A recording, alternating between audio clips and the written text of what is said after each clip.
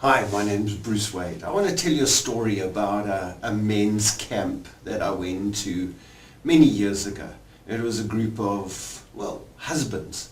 It was a group of men. We got together for the weekend. We thought it was just going to be a bit of a jolt. We were going to play pool and darts and, cook some meat over a fire and do men's stuff. And yet it was one of the most profound weekends. A tipping point, a defining moment in my life that has changed not only the way I think, but the way we do most of the things that I do. So let me share a little bit of this story with you.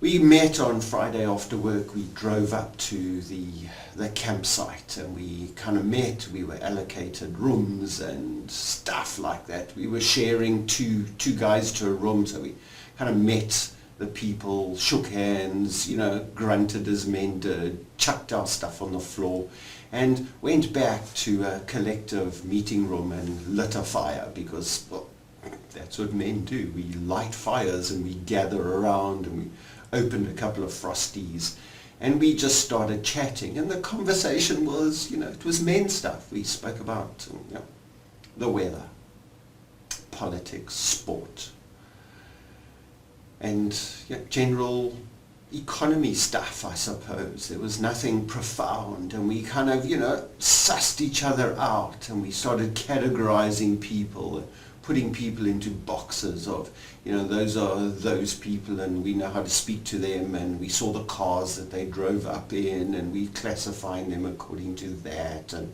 this guy's a little bit overweight, this guy's kind of buff because he goes to gym, and so we're sizing each other up over the first evening, and we cook some meat and we eat the meat, and we forget the vegetables because why do you need vegetables if you've got beer and meat? And we kind of put that together and, retired to bed. And in the morning we woke up, and that's kind of when the weekend started, because we had been kind of forming as a team and getting to know each other.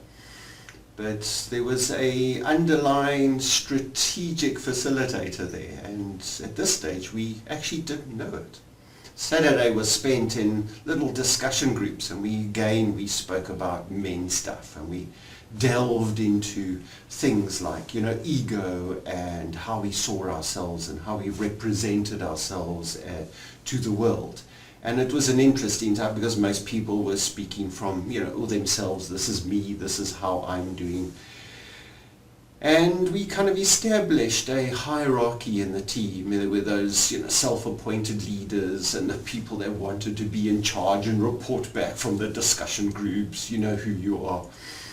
And the others were just sitting quietly and observing and watching and unpacking things. And then the afternoon came, and the facilitator kind of leant on us a little bit more and started to ask questions of us that we should have been able to answer by this time, because we had spent 24 hours together and we should have had some level of trust.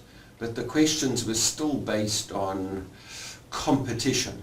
So when the questions of, like how are you doing in your career, everyone, fine, yeah, good. And, how are you doing with your relationship with your wife? Yeah, good, yeah, fine. And it's interesting, these levels of questions about the, who, what, why, when, how, are all fact-based. And it's just about gathering those facts, and it's about understanding a little bit about who we are. And as we gave our information from the various questions about, who we are as ourselves, and how good is our health, and how good is our family, and how good are our relationships, and we started to maybe peel back some of the questions and answer some deeper ones, like how is your relationship with your wife? How does your wife see you as a husband and a father? And how effective are you at work? And again, fact-based things, because it's easy to fudge those things by just saying, yeah, fine, cool, right, perfect, yeah, things are good. And those grunt answers that men do. And it's interesting is that, if you're a woman listening to this and you're thinking, oh my goodness, Weekend Away with Women is just filled with chatter, and even on Friday night there's that, the team was already formed and got to the point where they're performing and getting good stuff out there. Well, men just take a little longer. So we played some sport and we kicked the ball around, and I think it was volleyball and a kind of a touch rugby, and there was even some cricket happening, and we lit another fire and we drank some more Frosties, and still we hadn't unpacked the vegetables because we were just going to take those home. And so we brined some meat and we chatted and got to know each other a little better, because now we had categorized everybody in the room. So Sunday morning arrives, and the facilitator, well, that's where he pulled off the Band-Aid. And he started to ask a different type of question. And I want to share with you a little bit about the power of the second question.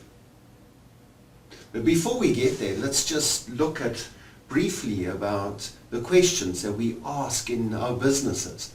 And we ask too often about how to grade ourselves. How many times have you been approached to grade a certain brand, or we're standing at the till and you've seen those little emojis on the buttons. There's a little red one with a grumpy face, and there's kind of a yellow orange one with a medium face, and then there's a green one with a smiley face, and we prompted to press one, and we know that if we press the red one we're going to have to justify ourselves, so we just press the green one and say whatever, it doesn't really affect us because the question's meaningless anyway.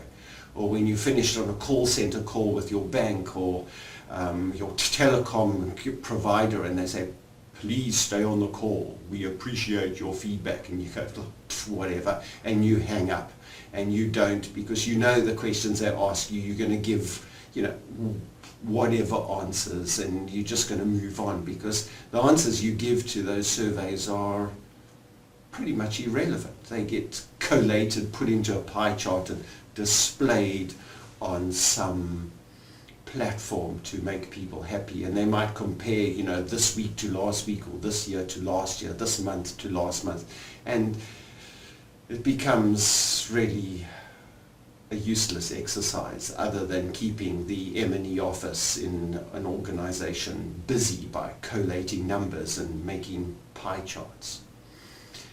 And all that information is really skewed, because it's so easy to ask the correct question to get the answer that you want. And you're never going to ask the question that's going to lead to failure. So if you want to judge me as a speaker, I'm never going to say, rate Bruce, by having Bruce is pathetic and poor. I'm never going to put that. I'm going to start off, Bruce is average, Bruce is amazing, Bruce is exceptional. Please choose that. And even if I get a majority saying Bruce is average, I'm going to say, well, that's okay, because I've got room to improve. But I'm going to skew it, because nobody really gets to that question. Everyone's going to go for the middle answer, because that's the safe answer. So I word the middle one as being a good answer. And if the majority choose the middle, then Bruce is great, and I take that and I put it in a pie chart and I show everyone, everybody says Bruce is great.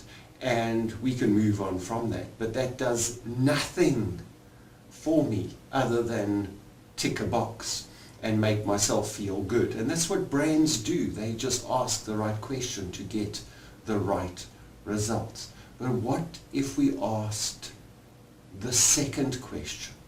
What if we took our brand surveys, and what if we took our relationships, and what if we took our marketing, and what if we pushed that to the next level by asking the second question?